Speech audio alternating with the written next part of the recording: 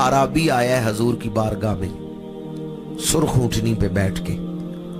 ऊंटनी मस्जिद नबवी के बाहर खड़ी की, खुद हजूर की मजलिस में आके हजूर के सामने बैठा। सहाबी थे, अदब से हजूर के सामने बैठे और मुख्तलिफ सवाल पूछते हैं, दीन सीख रहे हैं। इसी दौरान दरवाजे पे एक आराबी आया और उसने इल्जाम लगाया, या रसूलुल्लाह सल्लल्लाहु अलैहि वसल्लम, ये जो सुर्ख ऊंटनी पे बैठ के सहाबी आए हैं ना, इनकी ऊंटनी अपनी नहीं, ये चोरी करके लाए। मेरे आका करीम ने फरमाया, तू कोई गवाह ला सकता है कि ये ऊंटनी इस सवार की नहीं है बल्कि ये चोरी करके लाया? उस इल्जाम लगाने वाले ने कहा, मैं इस वक्त गवाह नहीं ला सकता, लेकिन आप मुझे मोहलत दें, मैं गवाह ले आऊंगा। मेरे आका करीम ने हुजूर हैदर करार की तरफ इशारा फरमाया, अली जब ये आए तो फिर इसके गवाहों को देखना। इस दौरान हजूर ने वो जो सहाबी जिन पर इल्जाम लगा है उनकी तरफ देखा, वो शर्मिंदगी से सर झुकाए हुए हैं। इसी दौरान दरवाजे पे खड़ी ऊंटनी इंसानों की तरह बोलने लग गई। अब्बास दोस्तों ने तो खुश होकर कहा, सुभान अल्लाह। अब्बास सोच में पड़ गए, ऊंटनी किस तरह बोलने लग गई? ये वजूदे नबवी की बरकत में से है कि ऊंटनी बोलने लग गई। वो नबी जो इशारा करे तो दुश्मन की बंद मुट्ठी में कंकरियां कलमा पढ़ सकती हैं, क्या उनके वजूद की बरकत से ऊंटनी नहीं बोल सकती? अबू जाल की बंद मुट्ठी में कंकरियों ने कलमा पढ़ा है हजूर के वजूद की बरकत से।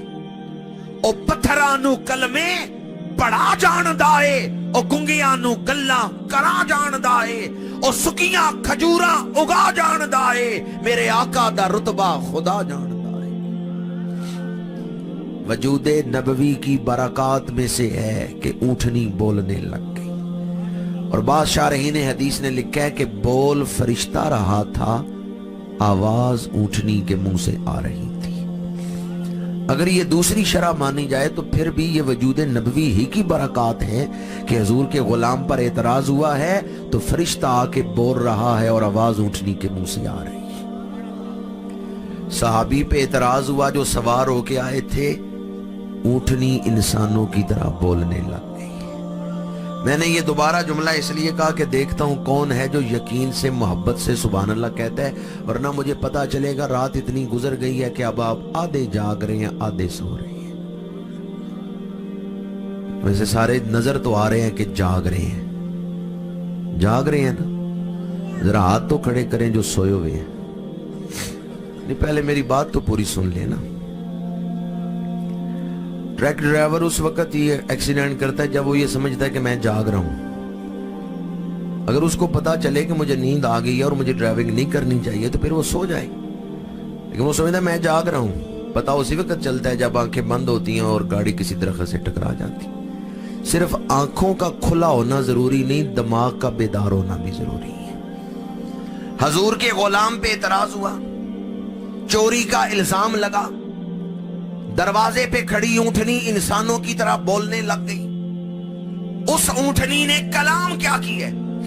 अल मुस्तदरक उठा के देखें। उस ऊंटनी ने कहा, फवल्लज़ी बासा का बिल करामत या रसूल अल्लाह, इन्ना हाज़ा मा सरकनी, उस जात की कसम जिसने आपको बड़ी इज्जतें देकर भेजा है, या रसूल अल्लाह, ये जो मेरी पुश्त में बैठ के आया है ये चोर नहीं है, ये मेरा मालिक है जो मेरी पुश्त पे बैठ के आया।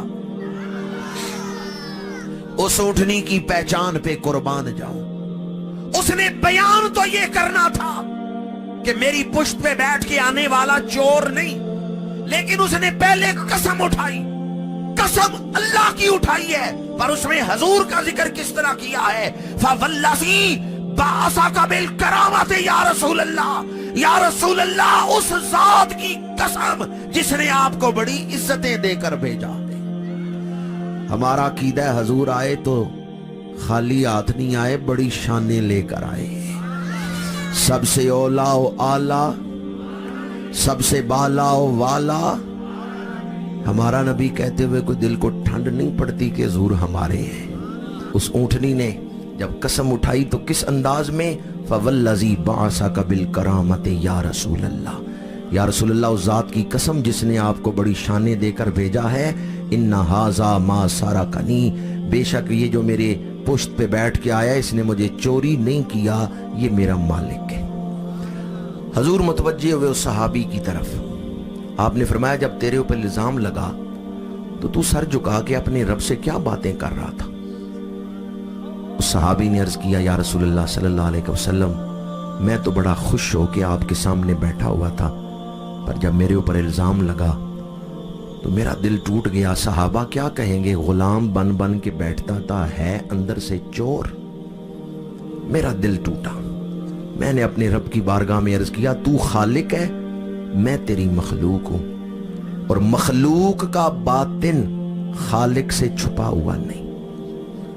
تو جانتا ہے میں نے آج تک چوری کا ارادہ بھی نہیں کیا اور میرے اوپر چوری کا الزام لگ گیا۔ یا رسول اللہ میں نے اللہ کی حمد کی، پروردگار تو خالق ہے میں مخلوق، میرا باطن تیرے آگے ظاہر ہے، تو جانتا ہے کہ میں نے تو کبھی چوری کا ارادہ بھی نہیں کیا۔ یا رسول اللہ اللہ کی حمد پڑھنے کے بعد میں نے آپ پر درود پڑھا، آپ پر درود پڑھ کے میں دعا کر رہا تھا کہ پروردگار تیرا بندہ رسوا ہونے لگا ہے، اپنے بندے کی عزت بچا لے۔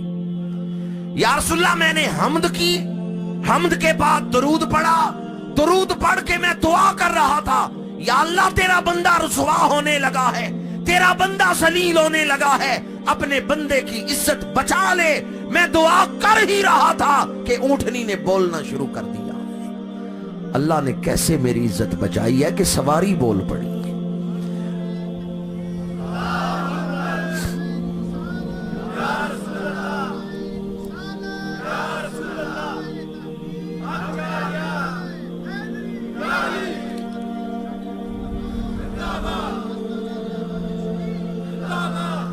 میرے آقا کریم نے فرمایا جب تو میرے اوپر درود پڑھ رہا تھا، جب تو حمد کے بعد میرے اوپر درود پڑھ رہا تھا، میں دیکھ رہا تھا چاروں طرف سے فرشتے دوڑتے ہوئے تیری طرف لپک رہے ہیں، اور میں دیکھ رہا تھا تیرے منہ سے لفظ نکل رہے ہیں یکتبون مقالتک، وہ فرشتے لکھ رہے ہیں جو تیرے منہ سے نکل رہے فرشتے لکھ رہے ہیں۔ فاکثر الصلاۃ علیہ، حضور نے فرمایا میرے اوپر درود پڑھنا نہ چھوڑنا، اس درود نے دنیا میں تیری عزت بچائی ہے، قیامت کے دن بھی تیری عزت بچائے گا۔ میرے آقا کریم کا معمول تھا کہ حضور فجر کے بعد صحابہ کی طرف رخ انور کر کے تشریف فرما ہوتے تھے۔ فجر کی نماز پڑھائی، نماز کے بعد حضور رخ انور کرتے صحابہ کی طرف۔ وہ کتنے خوش نصیب تھے جو صبح صبح والضحیٰ کی زیارت